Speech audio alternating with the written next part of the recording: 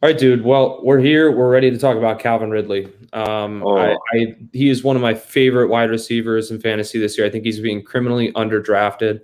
Right now, he's going usually about in the second round, sometimes towards the back of the second round, and closer to that third round. His ADP right now sits actually at 212. So that's right on that mark between second and third round.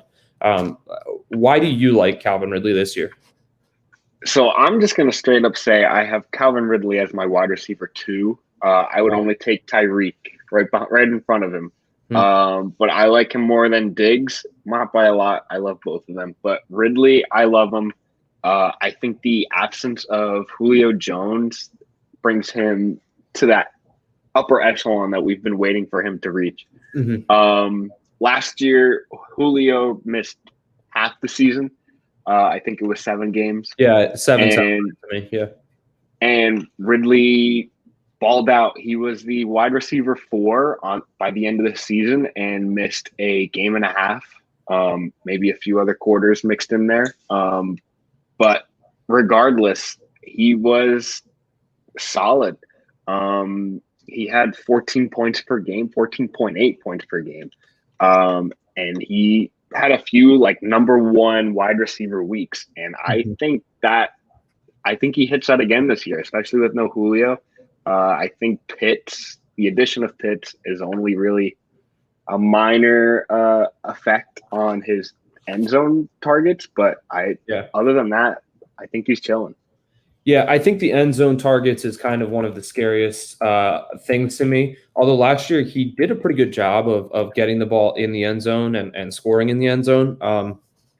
He had seven touchdowns from the red zone in, so that means he only really kind of broke like two long ones, and those are the ones that I tend to look for because they're not always as consistent from year to year. Like think of I think of Tyreek Hill.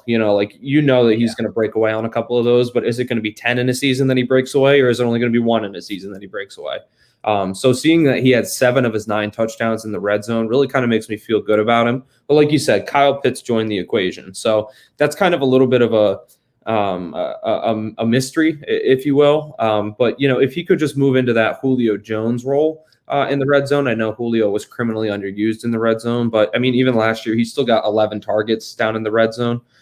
So if he can just kind of take that over and maybe not bite out of Ridley's end zone touches as much, I think that makes Ridley extremely valuable this year. I would even say I would go as far as saying I think Ridley could end up as the wide receiver one this season. What do you think?